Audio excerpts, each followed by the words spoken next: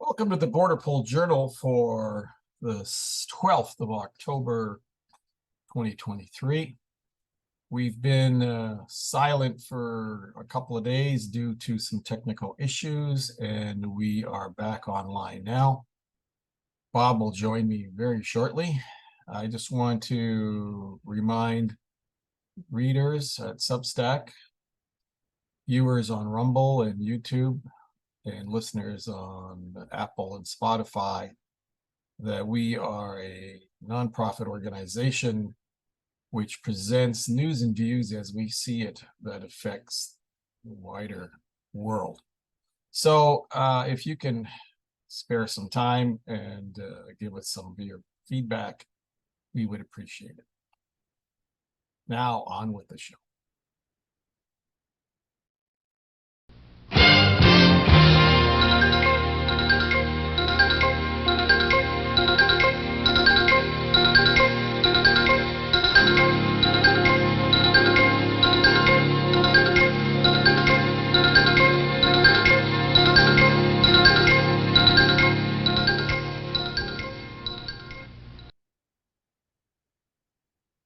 Well, good day. Here we are again on the wonderful world of the living. Yes, for October 10th. No, what am I saying? Well, October 12th. I don't know why I did an introduction already. I can't imagine I screwed that up already. Hey, nothing works, right? Isn't this going to be the name of our show today? Well, we were thinking about that because we figured that if we did what's working well in the world today, it would be, well, here's what's going on in the world today, and it's all working really wonderful. Thank you very much. Goodbye. Well, where shall we start? Because it's been, what a week. We missed a week, and what happened? Horrible things in the Middle East, unspeakable things. I don't even know what to say with that. That is just so beyond the pale. I have no words. It's just so terrible to think of what's going on. You know, here we are trying to go and colonize the moon and colonize Mars. Is that because we've given up on Mothership Earth? I don't know.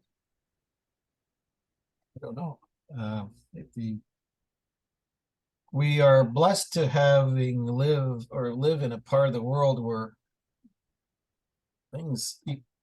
a lot of things are broken here, but over there, it's in Israel, it's it's not just things are broken; things are being broken, lives, most part. And the media has already said and shown all the horrific things that are going on. So there's nothing we can add to that. Other than it disappoints me that here in Canada and in the US and the West in general, there are actually people who celebrated this barbaric terrorist activity. I'm just astonished that there are people who walk among us who would think that is okay and would promote it. I'm speechless, and I don't know what the hell they're doing here. Well, yeah, I think we've kind of talked about that before with various and sundry individuals. If you don't like it here, I don't think we're putting you in a jail and nailing you to a cross here to say you have to stay. You're free to get on a plane and leave anytime you want. And if you do truly believe that a terrorist organization has the right to go and terrorize people, and if that's really what you believe, why don't you put your money where your mouth is and get on a plane and go over there? Because I certainly don't want that kind of activity going on here, nor do I want that kind of garbage being aired here. Like, I'm sorry, this is not what We'll be offending some people, I think, with this, but I don't really care. Well, in this particular issue, I suck it up, Buttercup. Yeah. It's just horrendous, horrendous. When, and our, I guess, for the families of the victims, all you can, even the words are hollow when you say, we feel for you and the condolences, because you just can't imagine. You No. really cannot imagine the pain these people are going through. And I do, however, imagine the vengeance that is going through.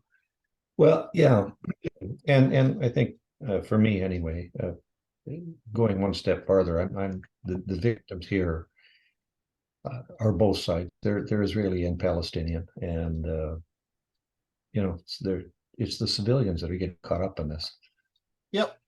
And Yeah, but I mean, look, you got to cut the head of the snake off that causes this stuff. I'm sorry, yeah, there's just no two ways about it. And yes, in the coming days and weeks, there'll be a lot of gnashing of teeth of the so-called collateral damage that's going to be done in Gaza and what have you. And you should have, listen, the people who started this have abrogated all their rights to whine and complain after what that bunch of savages did, in Israel. I'm sorry, you support that stuff, that you live by the sword, you're going to die by the sword, as the old saying goes. And I have no sympathy. And what bothers me more than anything else is how some of the conflating of that with other issues is suddenly drawn up by the university type twits on their keyboards on Twitter and what have you. Like, what are you talking about? Trying to, coming up with excuses. There are no excuses, okay?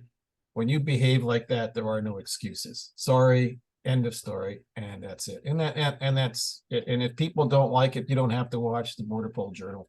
Go do something else. And I'm not particularly interested in commentary that's going to come from those people way out there. Too bad, so sad.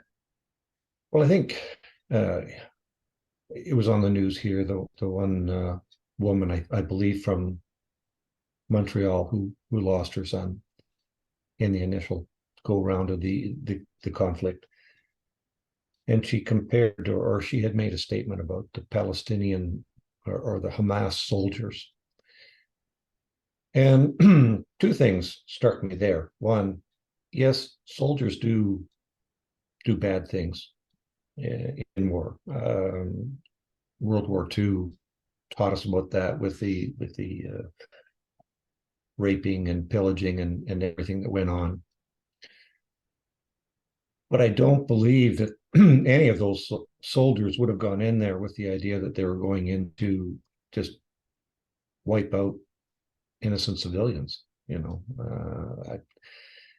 So I don't think Hamas is a military unit. I mean, that's what they are. They're just terrorists. Thugs, terrorists, barbarians, savages, all kinds of words that come to mind.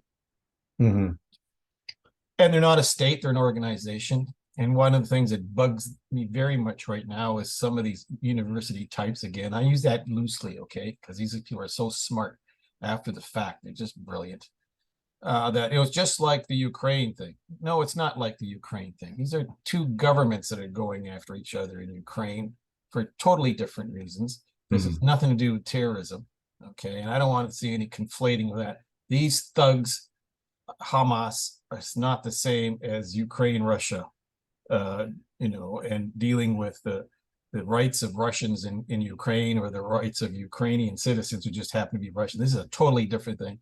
No one's going around saying that they have to eliminate genocide of Russians or Ukrainians. That's but the thugs from Hamas, their thing is kill Jews.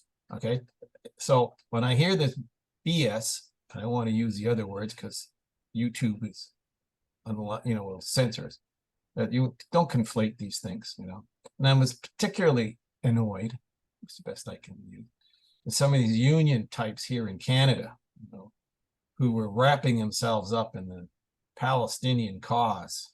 And please, I don't, no, they're not even worth our discussion, Bob. So that's not it. No, and yeah, it goes back to And I did a little research, and I had always thought that Harvard University in the 70s did a study where they had a class, and they had a bunch of people come in, and half were guards and half were prisoners. And how the guards turned out to be in a very short time, very quick time, became very authoritarian and very strict and brutal.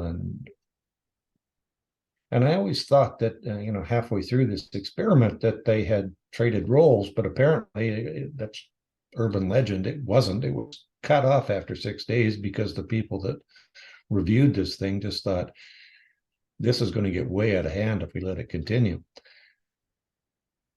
But what Harvard had done, I guess, is basically set a role model for what's going on in the world today. People are just becoming way too barbaric over some cause. I don't even know if it's a cause, just some perception of might is right. I don't know. It's a strange thing. Well, it's not the 14th century here, Bob, or, sorry. These creatures, they're not human, who did all this. And in the ideology of our job is to kill Jews. Excuse me, no, this we don't do this, all right. And anybody who goes out on the streets of a civilized country like this one, or the U.S. or the Europe, waving that flag, sorry, haven't got time for you. Zero. Goodbye. Have a nice day. Nothing that was being done in that part of the world vis-a-vis the Israelis and the Palestinians justifies this. And now, they're doing the Hamas snake. The head of the snake of Hamas has to be cut off, and that's all there is to it. But everything is broken. Even civility on that is broken. If you look at what happened 2 weeks before that, when our illustrious leadership was clapping their hands for an old Nazi up in the gallery of Parliament. I mean, are you serious? That shows how incompetent this bunch really is. And by the way, speaking of incompetence, they finally got a plane over to Ben Gurion in Tel Aviv, private outfit, to take some Canadians out, because the embassy was closed on Thanksgiving, so they couldn't really deal with it, even though there was a out and out war going on. Well, it's Thanksgiving and all our staff is gone. I mean, I'm making light of it, but it's just how stupid this whole thing looks. And again, broken and incompetent. I guess to me it was bad to acknowledge and not do the vetting properly. But what I found more disgusting, is it probably not too harsh a word, maybe not, but in the following days, where they tried to put a motion before the House to have it all expunged from record. Yeah, we'll just tear that page out. Yeah. Out of the books, so that future generations or historians will go, gee, there's a page missing out of the Hansard. Oh, no. So somebody Wonder what that was about. Wonder what that was all about. Exactly. Come on. What a bunch of sophomoric twits we got running this place. Yeah. Meanwhile, of course, totally destroyed any relationship that this country has with India. Show you how much respect this crowd has. The whole uproar, angry uproar, legitimately so, by the U.S., the U.K., France, Germany, Italy, about this despicable bunch it's called Hamas, puts out a statement, basically calling them what they are. And guess who's not on that statement? Well, I think we had talked, and I don't know what was yesterday or pre-production today, about the news broadcasts that were coming out, where our military are basically coming cap in hand asking for handouts because they can't afford housing and they can't afford meals. Like, come on. And why do we have 16 or 17,000 vacancies in the armed forces if it's a simple thing. If you want these people, you have to pay them. It's you can't forsake them. You got to look after them. I it just galls me and bothers me just immensely that It's because it's so broken. Again, it's the theme of our show today. Everything's broken, and they got people going around breaking stuff. well, Called we didn't know it was broken until we found out that gee, it was pretty good before you stepped in. exactly. The let the kids in.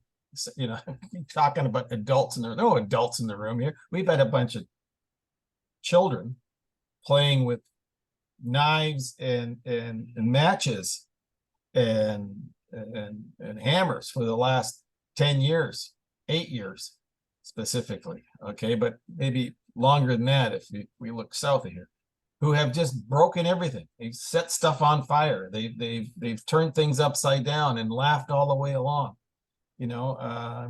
These are metaphors, but boy, oh boy, it really is. Hey, look what we had, just you and I, last couple of days trying to fix a simple thing like our website, right? And our email system here for this little tiny organization called BORDERPOL and what we do. How much nonsense do we have to go through to get it fixed? I mean, Well, and even to the point now where I'm not sure that it's 100% fixed yet, but it just goes, so incompetence is across the board here. It's things are busted, and I don't want to hear excuses. Well, during COVID, a lot of people were at home. And come on, we're 2 years past that now, and still things haven't been fixed that got wrecked during COVID. The frustration is clear, and it's like I say, it's manifests itself in so many different ways. The economy's all screwed up. We got people who running around saying, "Hey, everything's hunky dory." You got a minister of the Canadian government stands up on Twitter, puts a 40-pound turkey in a picture he's got himself in front of a $40,000 stove, and he's telling people everything is wonderful. Everything isn't wonderful. There's 11 million people in this country that have to get grocery rebates because they don't make enough money to pay their bills. Meanwhile, this slob has himself pictured on Twitter with a big turkey instead of a $40,000 stove and saying everything is great. They don't even read the room. I mean, these people are so like our stupid. finance minister who said that if they can't afford it, like things are getting tough, she even had to admit that she was going to cut Disney Plus out. Yeah. But these people are so dumb. They don't even, if you're gonna start portraying yourself as, caring for the masses and all that, don't take a picture of yourself in your fancy house and say everything is great. See, happy Thanksgiving. Give me a break. I mean, you can't be that stupid, but I guess they are. I keep telling you, Tom, we can't keep putting that challenge out because people are rising to meet it. And then the minister of our global affairs, because Canada now is not just a foreign minister, we're a global minister. Like we puffed it all up. Fine. These are the guys that can't get people evacuated from any, but I digress. She goes again on Twitter and she's got a quasi-military outfit on, talking about how we have a two-front war going on. You're like, well, when did Canada declare war? What are you talking about a two-front? We're on two fronts. Like what? We in the trenches in Ukraine and now we're going to go into Israel? Like, what are you talking about? This is kind of the sophomoric nonsense that they're putting on, and you got people looking at this. What do the image is, here I am in my quasi-military uniform. Like, really? Are you serious? Like, they don't read the room. They just don't get it. This is how incompetent they are. I mean, if you're going to be a drama queen about this stuff, at least do it so it has impact. This doesn't have impact. This looks silly. Even if you had something legitimate to say, don't get your wardrobe instructions from Mr. Dress Up, because this isn't going to work. And I rest my case, counselor. Well, yeah, we keep trying to do this, looking for something positive to talk about in our broadcasts, and inevitably we end up going down that slippery slope of Well, despair. and the language of the thing bothers me too. The BBC, CBC, all these twits. Oh, we can't call them terrorists. We have to call them militants. Excuse me? You can't bring yourself to call them what they are? Well, yeah, I mean, it's a very sad state that is the state. We've come to the realization that we offend somebody if we open our mouth and say something. We're going to be a pretty quiet society if we don't have people talking, that's for sure. The reality is that you can't please everybody all of the time. It's quite simple. I'm sure that somewhere along the line people have turned us off already because they might be offended. And I guess that's the way it is. I don't care how much of a utopian world you want to live in, or what esoteric nonsense you want to believe. You're going to say something and somebody is going to be offended. It's just simple fact of life.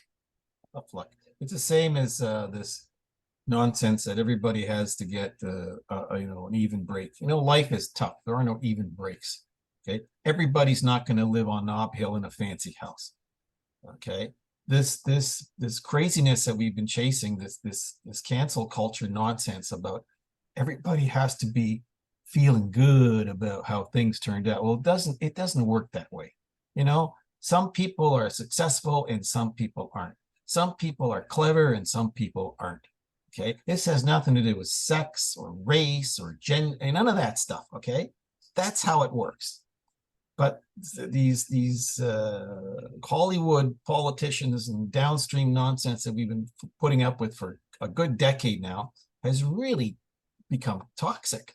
The expectations are, well, I should have everything that I want to have because it's somehow a human right that I should be successful. Really? Well, I think that we've talked about before too is the expectations that are set up for the upcoming generation. Oh, And I don't want to belittle people who are in the sports field, but the fact that you can hit a golf ball and get 9 under par or 50 under par or whatever it is, and win $44 million for a golf tournament, or you're a professional sports player and you're getting paid $11 million a year. And maybe I said maybe it's sour grapes on my part, but I worked for 33 plus years, and okay, over the course of those 33 years, I probably made $1 million, but it certainly wasn't per year. you're just sour because you can't hit a golf ball more than 25 yards.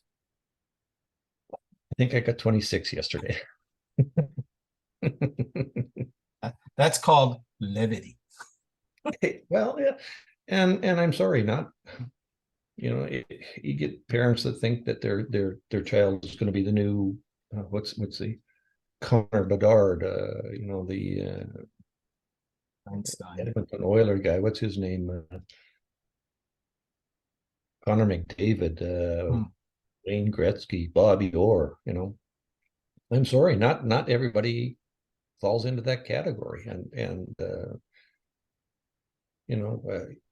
I see it a lot on the TV. I don't know if you've ever watched the Voice that's on TV, and you get all these people from all over that are singing before 4 people who are supposedly experts in the field of music, vying to coach you to greatness. And I will admit that on that show there is people that don't move forward. There are people that move forward a little bit and then get dropped out. So it's a bit like life, but I think the reality behind this is that people are going on that show hoping that they're going to be selected to be the next new best sliced bread. and be making a gazillion dollars in recording contracts or whatever. And I guess that's the reality is that it's an easy route. It could be an easy route, and But I it's don't still know. competition. It's still, no matter how goofy it might be, you are still competing, and either you have the talent or you don't. And so when you talk to these, gee, everybody's got to get a trophy at the end, it doesn't work. I must be successful because I must. No, why shouldn't we complain here that our little podcast, 2, 3 times a month or once a week or however often? How come we're not getting an Emmy for what we're doing? Like we should. We're here too. I mean, Well, using see, I that, mean, it's also like, why aren't people like Warren Buffett and Bill Gates coming and giving us money for what we're doing? or exactly. Then that's exactly the kind of nonsense that has like, I know we're two old guys complaining about it, but it really is, stuff is broken. I mean, this is it just makes no sense. Yeah. And it needs to be fixed, and it needs to be fixed soon, because headed to some very, very dangerous waters economically. I mean, the economy, they keep talking about, oh, how wonderful the economy is. Well, if you look at people who actually spend time not on CNBC or some of these other things pontificating, we're really, all the jobs that are created are mostly part-time jobs. And when they talk about the numbers, it turns out that some of those numbers are associated with people who are working 2 and 3 jobs. So, wow, that's interesting, for Yeah. example. Or the fact that there's all these people who are sweating it out because when their mortgage comes due soon, end of story for them.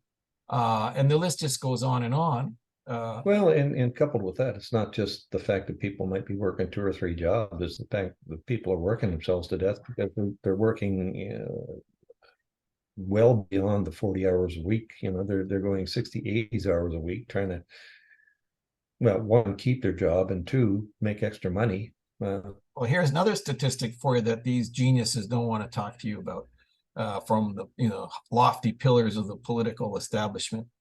Since the Depression, that's a long time ago, Almost 100 number years. of kids living with their parents is exactly the same as it was during the Depression. Now, what do you think of that stat? Because for a long time, a bell curve was like this, that kids grew up, went to work, and left the home and went on with their own families.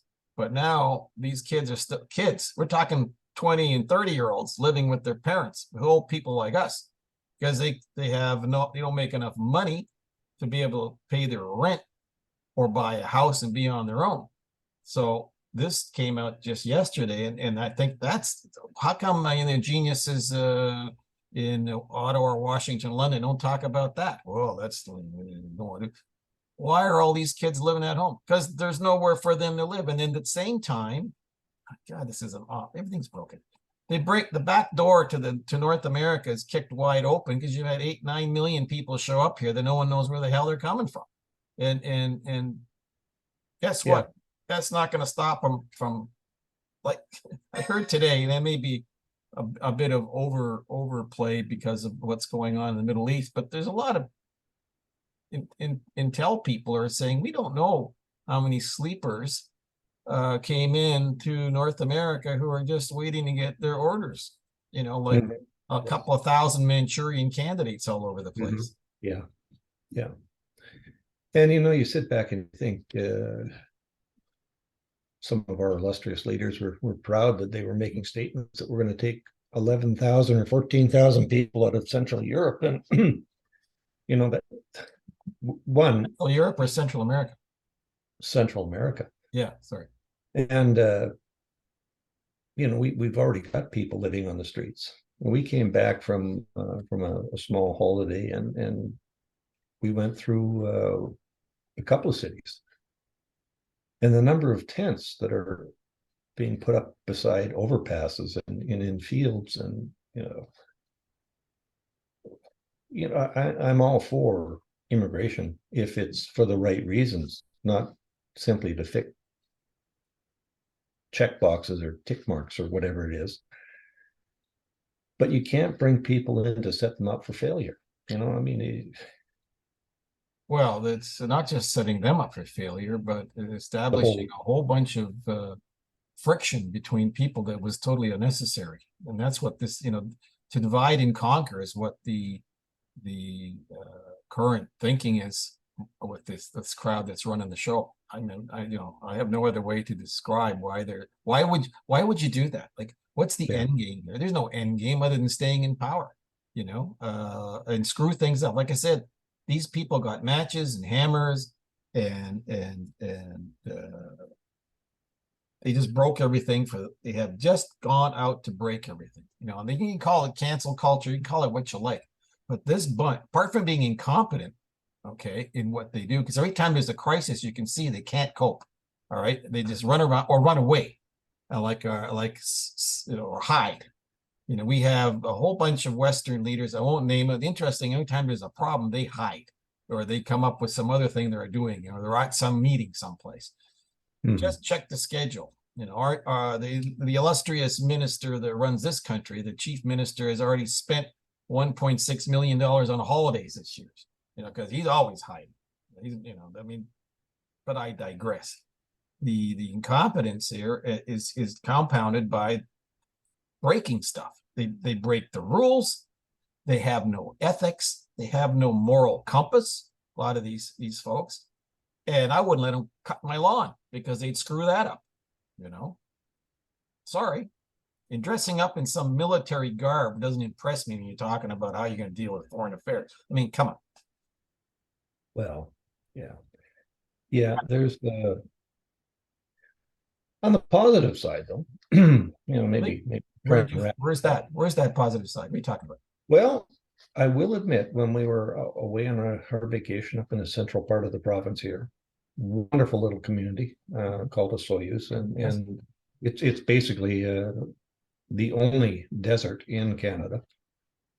A wonderful area for growing grapes and fruit. If it wasn't for some of the immigration that went on and had gone on in the past, I'm sure that a lot of these vineyards and orchards would not be viable.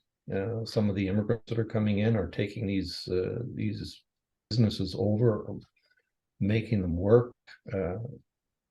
We've got some wonderful wineries up there. I don't think he could throw a football and not go past 4 wineries. I mean, it's just phenomenal and very good wines. And coupled with that, also good news, at least my opinion, that there seems to be an awful lot of the First Nations that are getting involved in this. In Osoyoos, it's the Inkmeep, I think they are, and I hope I'm pronouncing that right. The first ever Indigenous owned winery, and they've got awards and medals for their winery.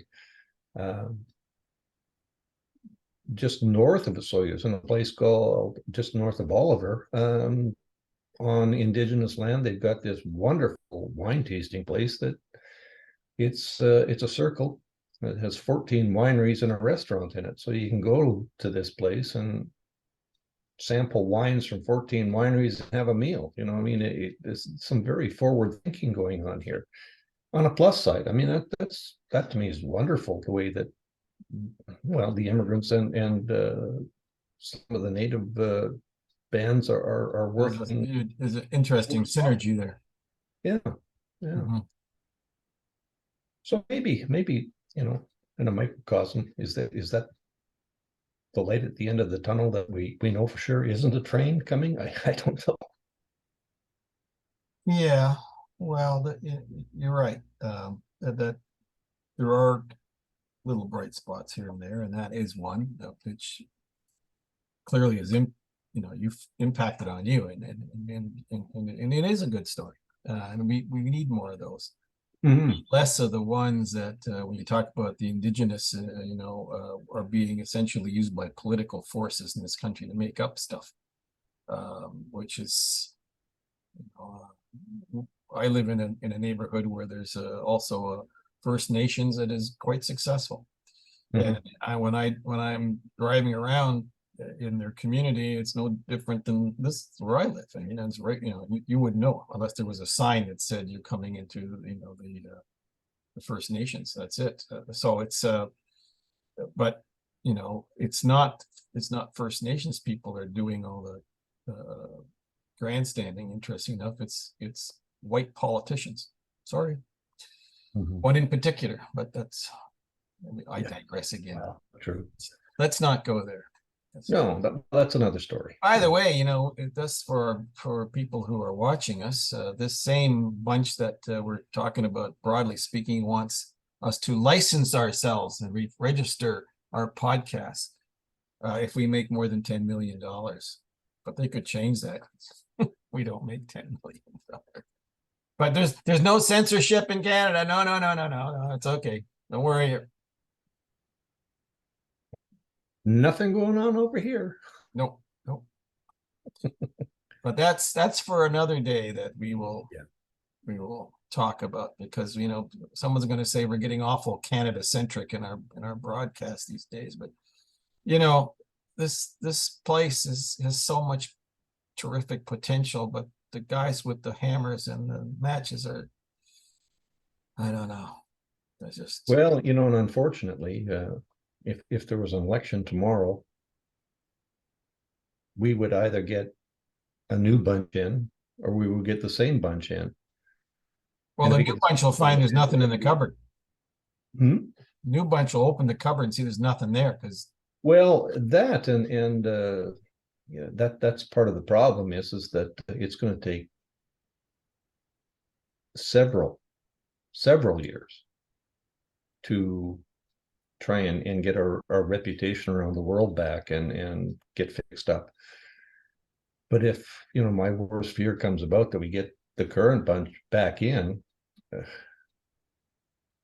I don't know.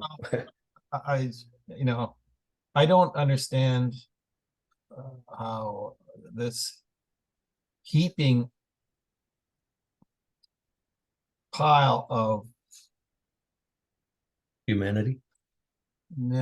Bad news that comes down on let's face it, they're the authors of their own misfortune, because if they knew what the hell they were doing and really were interested in the welfare of regular folks here, we wouldn't be so pissed off with them. But they're not. And the amount of disrespect that's heaped on them externally, outside of this country, and internally, when people throw gravel at you, you got to understand they don't like you, and I don't condone that for a second. But you have to have respect for the office, but you don't have to have respect for the incumbent. Nonetheless, they have circled the wagons because they know time is up. The problem is there's no election in this country for at least 18 months unless something specific happens. That is to say, that the guy that props up one bad guy propping up another bad guy is what we got at the moment. And so unless one of them trips over themselves, there is no election. So you can have all the polls you want, all the fairy tales about what will happen if these guys are showing the door. I'm afraid, though, that as time goes on here, everything can be screwed up where, if things go really south on so many fronts, that, maybe, I'm just throwing this out, but maybe the election gets postponed because, it's not a time for an election. Don't forget, we have a parliamentary system. You don't have to call an election. That 4-year cycle is made up. If they don't want to have an election, they can drag it out for as long as they want. People need to know that. This 4-year cycle is not carved in stone. That was done by the previous government. It thought, there should be that kind of turnover. But hey, let's just put that as a dangling participle for the moment. Or dangling, yeah. But again, a couple of things just to wrap up. Respect is earned. Yes. And reputation can be lost in a second. Yes. And people have to realize that. But on that note, let's just say, have a wonderful week. All right. To the positive things. We'll be back soon. And maybe.